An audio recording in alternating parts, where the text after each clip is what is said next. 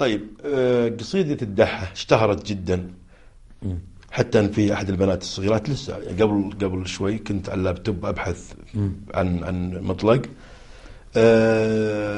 ألقت هذه القصيدة. يسعد ربي. نحق الوصية أشباك لمة حبايب كانت فرقاهم قصايب والطعن دهدرية حبيني يا ريحة جدي ترني كي تثبت حدي وهدوني من الوياه أو يتفنى بوصافة رجل يشوف السحلية وعيونة بعيوني ختلة كان رجعت تحلف السحيات أفتح من حق الرمانة وفقع أفتح من حق الرمانة وفقع من حق الوصية أشباك لمة حبايب. ظهر منحتها جائزة أو سويت؟ والله أنا وضعت لها جائزة، وضعت لها هي شخصيا جائزة، واللي يدلني عليها له جائزة عندي.